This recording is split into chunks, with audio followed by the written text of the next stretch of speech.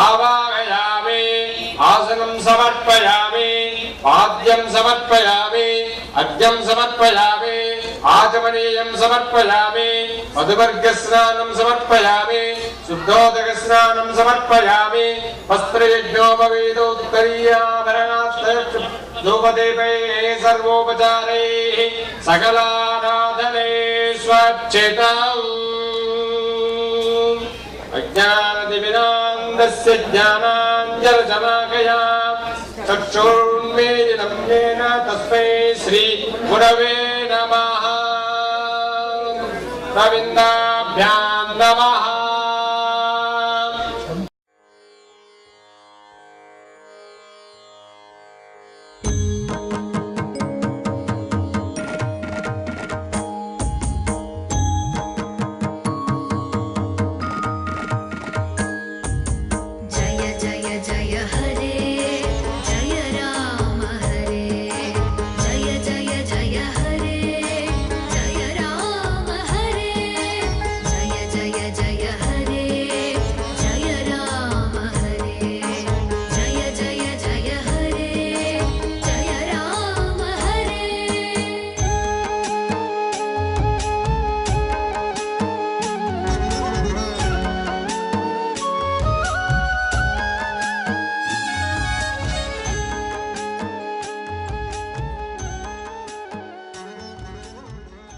Namaskar. This is a very significant day for the devotees and for the people who are organizing and building up this temple.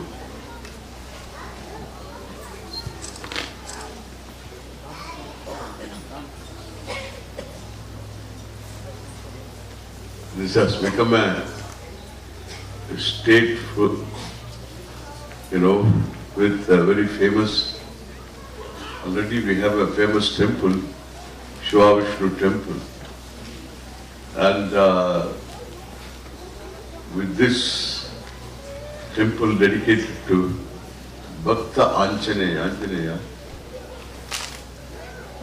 well, this will become a place of pilgrimage. In India, we have temples, and some of them have become so popular. Temples also have got horoscopes, I suppose. There are lucky temples, and there are not that lucky temples. Huge temples are there, but not so lucky. And small temples are there, very lucky.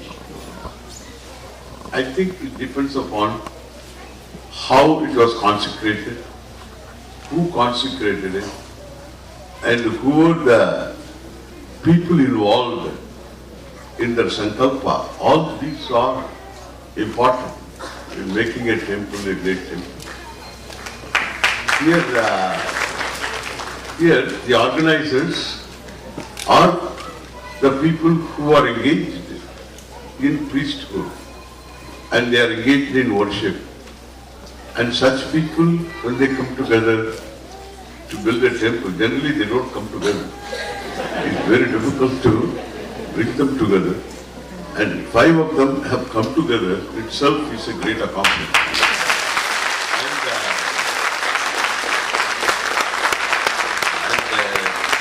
I know them very well. And they work with a certain commitment and understanding, and that's what makes it this temple a unique temple. And they are Vaidikas, highly qualified people, and therefore they are not just simple Archakas, they are Vaidikas. So the Vaidikas can be Archakas. Archakas cannot initiate you into various, cannot officiate you in rituals, in Vedic rituals, yagas, yajnas, etc. It's something like a singer is not a musician. A musician is a singer, of course, but a singer is not a musician. The musician is one who can sing and who can teach music. So similarly, we have among Vedikas a lot of Archakas also. Just Archakas only do temple worship and nothing wrong in that. But there is a training. Vedic training, it takes 12 years for them to study the Veda very thoroughly. And afterwards the Prayogas, how to officiate various liturgical, so the literature, various rituals that are there. And so there is a liturgical literature, Prayogas, and that has to be studied with somebody who knows how to do that. It is something, it's a training. It's not just read in a book alone. It's a training. They have to undergo training. And then only then they can perform all these rituals.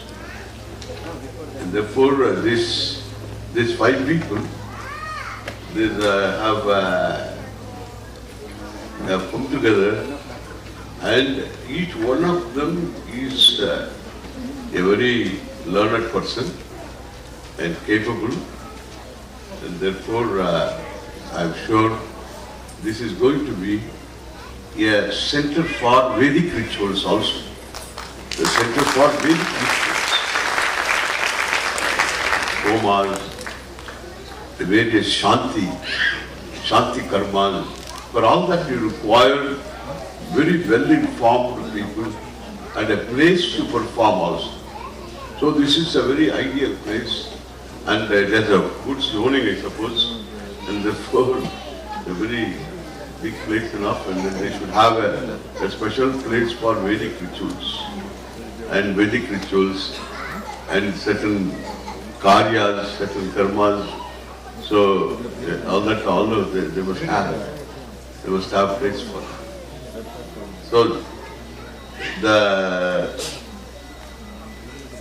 temple for Hanumanji is an ideal one. For us, Hanuman and the altar in which Hanuman surrendered himself, became one with the altar, there is no difference between the two. When you worship Hanuman, you are worshipping Parameshwara as a bhakta. So here, as a bhakta, through a bhakta you go to Parameshwara. And it is especially when those people who are trying to do some Shani Priti, for Shani, the Saturn in the horoscope, Saturn is not in a good position, and also there is a Saturn period is going on, or there is some kind of the 7.5 year Sadhe Sati is there. So for all this you require Shani Priti. Shani Priti is a very interesting Priti. You should not ask Shani Bhagavan, please bless me. Please bless me, not shirt over. He will take the shirt from you. Don't ask him to bless me. You have to ask him, don't disturb me. Shani Bhagavan, don't disturb. Directly you don't deal with Shani Bhagavan. You deal with Hanuman.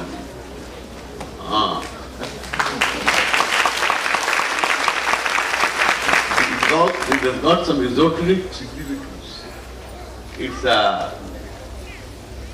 It's a thing to be recognized. It's not simple, and it has a lot of significance. Through your bhakta, you invoke the grace of Bhagavan to neutralize some of these our own karmas. Shani doesn't do anything. Our own karmas. Our own karmas consists of both punya and papa. Papa is called durita. And we have both. Each one is a mixture. Each one is a mishra. And therefore all of us are mishrajis, We all are all mishra. Each one is a mishra. Mishra means a mixer. A mixture of good and the Papa, Punya and Papa. And therefore, so the morning is not going to be the same. The next morning is not going to be the same like today. And this morning has got a certain special something today here. And it is a very significant day. There is a lot of punya involved. And then again, it is not always going to be the same. It will be different. Therefore, morning is one thing, evening is quite another. Then again, next day is quite another. And therefore, the whole life is fraught with both pleasant and unpleasant. The pleasant situations are caused by punya and unpleasant situations are caused by durita. Papa means don't call it sin. Durita. We don't have a word for sin. They don't have a word for Papa, we don't have a word for sin. I am very happy we don't have a word for sin. Sin for them is something funny. And you have parents and therefore you have original sin. So, it's we don't have a word for it. Papa is unpleasant situation. And therefore any unpleasant situation is durita.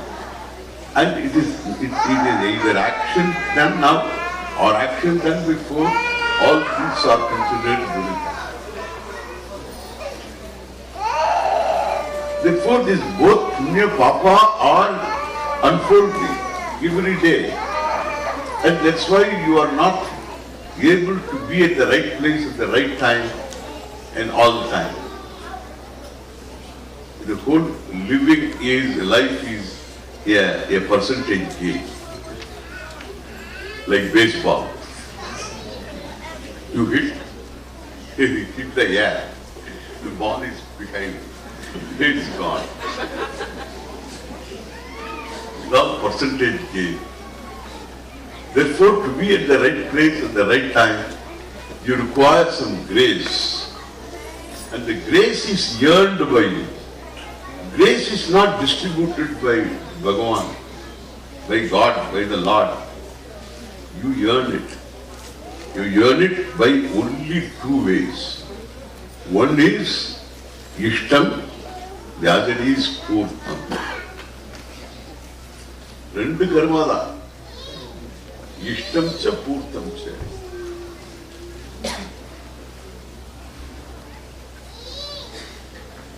Ishtam is all forms of rituals, which include also temple worship. We have to include that also. Any form of worship, any form of prayer, we can call it Ishta. You have to earn it by prayer, to be at the right place at the right time. Intelligent living is to be objective. To be objective is to recognize the fact that I am not calling all the shots all the time. That is the fact. And we are helpless. The hidden variables are too many. Even known variables we cannot control. Suppose there is a cyclone warning. You cannot control the cyclone. You can only protect yourself from cyclone. You can't control. Known things cannot be controlled. Every mother-in-law is a known person. What control you have got? We are talking about Indians, the Indians have got this mother-in-law problem.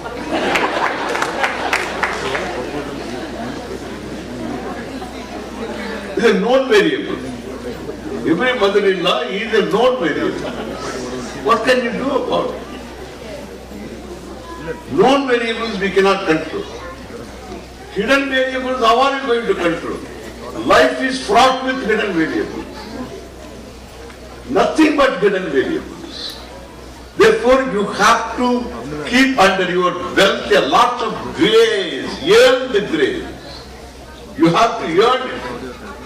Earn the grace under your belt. To be at the right place at the right time.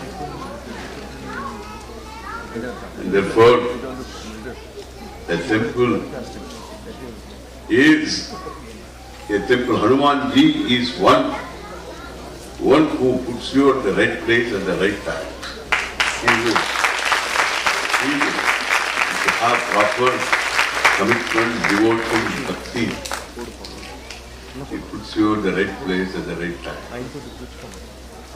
Hanuman is an altar of worship to be at the right place at the right time. It's a particular altar of worship. Like Ganesha is an altar of worship to avoid obstacles. Hanumanji is the altar of worship to be at the right place at the right time.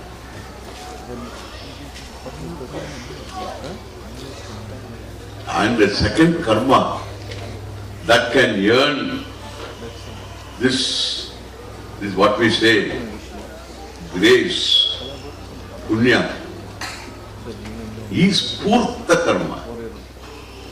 Purta karma is to fulfill the needs of the community. Vapi kupa tadakadi devatayatananicha annapradhanam aramasya purtamit abhidiyate. Vapi. Vapi is water harvesting. Used to have ponds, etc. Vapi. Kupa is public well. It's all in the villages in India. Kupa. But it can be interpreted according to the situation. Kupa, Tadaka. Ponds for cattle.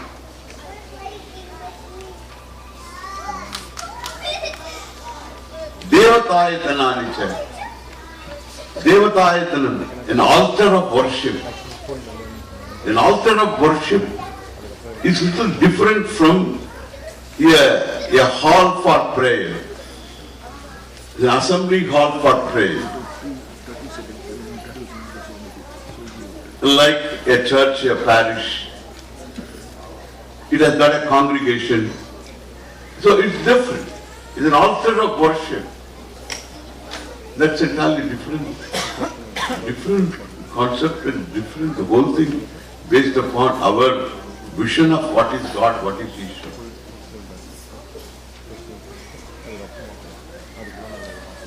Devatayatananicha annapradhanam, providing food whenever it is necessary, or creating opportunities for people to earn their livelihood.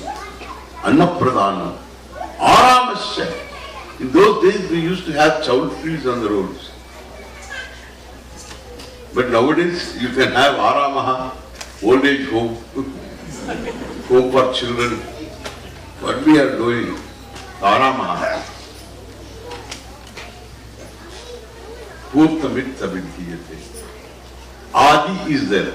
Adi means etc. Can be a clinic. It can be a soup kitchen. It can be anything. It can be a halfway home. It can be anything. Anything that you do for the community. That is Purta. In this, building a temple, participating in the construction of a temple is considered Purta. Is a Purta. Therefore, we are all here today. Today they are doing Bhumi Puja. Then Puja is you do Bhumi Puja to Bhumi. Bhumi to we can do Puja to anything. We can make you sit there and then do Puja to you also. You also deserve Puja. But the problem is, if you do Puja, you should be able to be a conduit to the Puja. The Puja should go to the altar. To the Lord it should go, not to you. It should not stop there. We can do Puja to anybody. Puja means an act of worship. Every day we do Puja to ourselves. Every day when you do Puja, what they do? So they will do Abhishekam. Means bathing. Then Vastram, clothes. Then Abharanam, ornaments. Then Chandanam, Kumkumam, Pushpam, Dhupam, Deepam, Naivedyam. These are the things that generally you do in a puja. Every day you do. Every Hindu does it in the morning. He takes a bath and then afterwards the vastram. That is why vastram has to be muddy. Because it is puja. You can't wear the old clothes, yesterday's clothes. And it should be from the line. Because it is puja, after puja day, you are doing puja to yourself. Then chandanam, kumkumam, and flowers. Men generally don't know where to keep the flowers. And therefore they take one flower and put it between the earlobe and the head.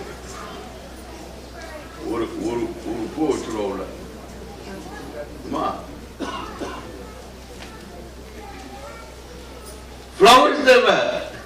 It is not cosmetic. The chandanam kumkumam is not cosmetic. It is daily puja to yourself.